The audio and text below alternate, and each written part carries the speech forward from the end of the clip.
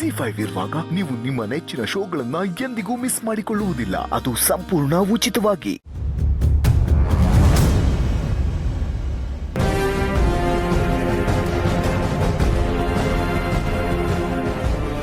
ಎಲ್ಲರದು ಕಾಫಿ ಆಗಿದೆ, ನಿಮ್ಮಿಬ್ರದ್ದು ಮಾತ್ರ ಆಗಿರಲಿಲ್ಲ ಅಂತ ಅತ್ತೆ ಹೇಳಿದ್ರು. ತಗೊಳ್ಳಿ. ನನಗೆ ಬೇಡ. ಯಾಕೆ? ಇಷ್ಟ ಇಲ್ಲ. ಕಾಫಿ ಇಷ್ಟ ಇಲ್ಲ ಅಂದರೆ ಟೀ ಮಾಡ್ಕೊಂಬರಲ್ಲ? ನನಗೆ ನೀವೇನೇ ಕೊಟ್ಟರು ಇಷ್ಟ ಆಗಲ್ಲ.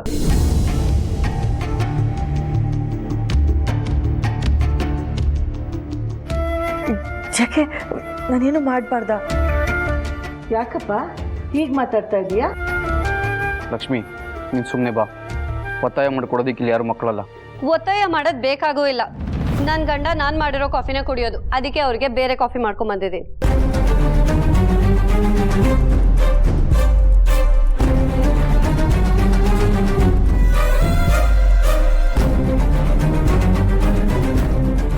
ಸರು, ಒಂದೇ ಮನೇಲಿ ಇದ್ಕೊಂಡು ನೀನು ಎರಡೆರಡು ಒಲೆ ಹಚ್ಬೇಕು ಅಂತ ಅನ್ಕೋತಾ ಇದ್ಯಾ?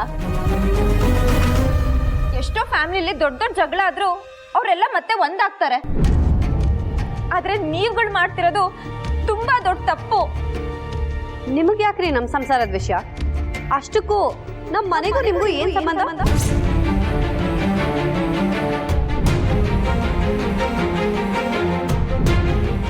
ಬಂದ್ಬಿಟ್ರು ನಮ್ಮ ಫ್ಯಾಮಿಲಿ ಮಧ್ಯೆ ಮೂಗು ತೋರ್ಸೋದಕ್ಕೆ. ಸರು, ಸರಿಯಾಗಿ ಮಾತಾಡಮ್ಮ. ಲೀಲಾಗಿ ಪ್ರಶ್ನೆ ಕೇಳ್ತಾ ಇದೀಯಾ? ಹೌದು, ಈಗಲೂ ನಾನು ಅದೇ ಪ್ರಶ್ನೆ ಕೇಳ್ತೀನಿ. ಲೀಲಾಗೂ ಈ ಮನೆಗೂ ಏನ್ ಸಂಬಂಧ?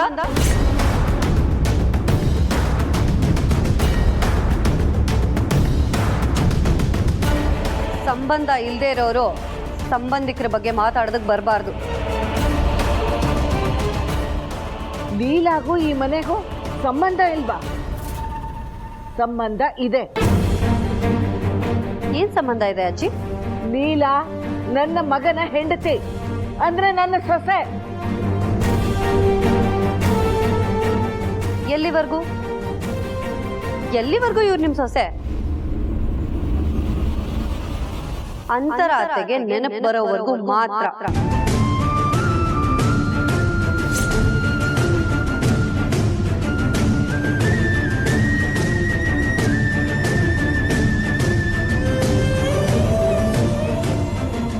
ಆಮೇಲೆ ಇವ್ರ ಜಾಗ ಯಾವುದು ಅಂತ ಇವ್ರಿಗೆ ಗೊತ್ತಾಗತ್ತೆ.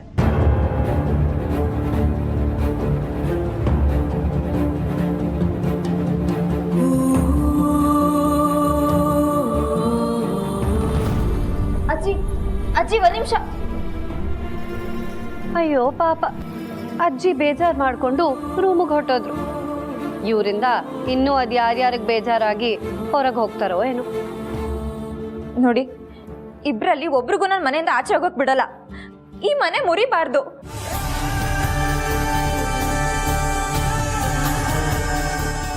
ಲಕ್ಷ್ಮಿ, ಒಬ್ರು ಸೋತ್ರೇನೆ ತಾನೇ ಸಂಸಾರ.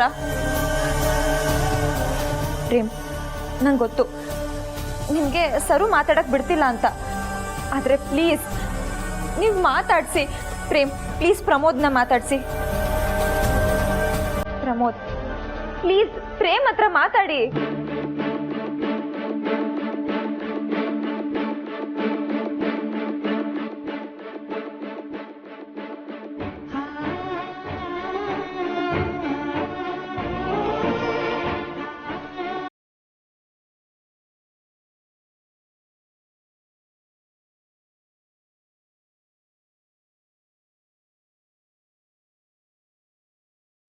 ನೋಡಿದ್ರ ಅತ್ತೆ, ನನಗೂ ಈ ಮನೆ ಖುಷಿಯಾಗಿರ್ಬೇಕು ಅಂತ ಆಸೆ.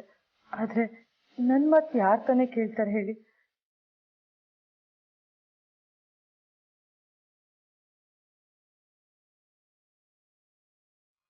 ನೋಡಿ, ಆ ಲೀಲಾ ನಿಮ್ಮನ್ನ ಕಾಡ್ತಾಳೆ, ಬೇಡ್ತಾಳೆ, ಕಣ್ಣೀರ್ ಹಾಕೋತಾಳೆ, ಇಮೋಷನಲಿ ಬ್ಲ್ಯಾಕ್ ಮೇಲ್ ಮಾಡ್ತಾಳೆ, ಏಜೆ ಬೇಜಾರಾಗ್ತಾರೆ, ಅದು ಇದು ಅಂತೆಲ್ಲ ಪ್ರೆಷರ್ ಕ್ರಿಯೇಟ್ ಮಾಡ್ತಾಳೆ. ಅವಾಗ ನೀವು ಅವಳ ಮಾತಿಗೆ ಏನಾದ್ರೂ ಕರಗಿ ಹಲ್ಕಿಸ್ಕೊಂಡು ಅಣ್ಣ ಅಂತ ಹೋದ್ರೆ ಸರಿ ಇರೋದಿಲ್ಲ. ಇಲ್ಲ ಬೇಬಿ, ಅಪ್ಪ ಬೇಜಾರು ಮಾಡ್ಕೊಂಡ್ರೆ ನಾನು ಹೇಗೆ ಸುಮ್ಮನೆ ಇರಲಿ ಹೇಳು? ಅದು ಅಲ್ಲದೆ ನಾವು ಜಗಳ ಆಡಿರೋ ವಿಷಯ ಅವ್ರಿಗೆ ಗೊತ್ತಿಲ್ಲ, ಅದಕ್ಕೆ ಅವ್ರು ನಮ್ಮನ್ನ ಇನ್ನೂ ಕೇಳಿಲ್ಲ.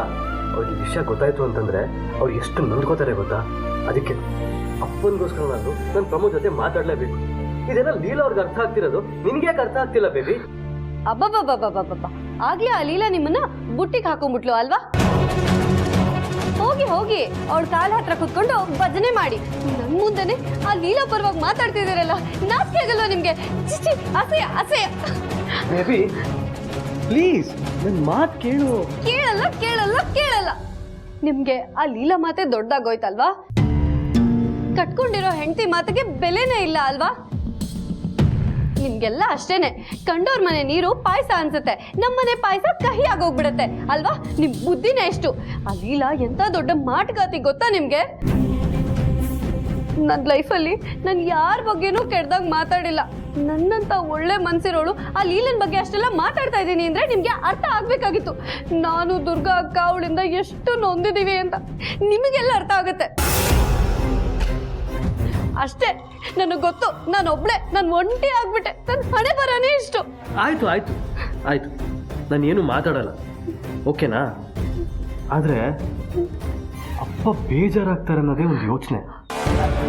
ಅವ್ರಿಗಿನ್ನೂ ಗೊತ್ತಾಗಿಲ್ವಲ್ಲ, ಗೊತ್ತಾದಾಗ ಏನಾದರೂ ಮಾಡೋಣ. ಇವಾಗ ನಾನು ಹೇಳೋದಕ್ಕೆ ಹೂ ಅನ್ನಿ.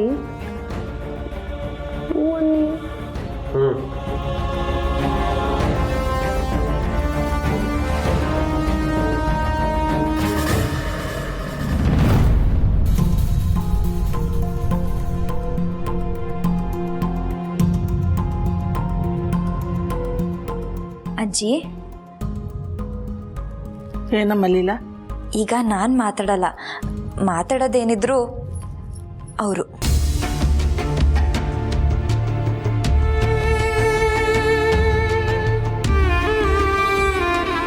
ಈ ಮುದುಕೆ ಹತ್ರ ಮಾತಾಡೋ ಅಂಥದ್ದು ಏನಿದೆಯಪ್ಪ? ನೀವೆಲ್ಲ ದೊಡ್ಡವರಾಗ್ಬಿಟ್ಟಿದ್ದೀರಾ. ನನ್ನ ಹತ್ರ ಮಾತಾಡೋ ಅಂಥದ್ದು ಏನಿಲ್ಲ, ಹೋಗಿ. ಪ್ರಮೋದ್, ಹತ್ರ ಹೋಗಿ ಮಾತಾಡಿ. ಅಜ್ಜಿ ಪಾಪ ನೊಂದ್ಕೊಂಡಿದ್ದಾರೆ, ಹೋಗಿ.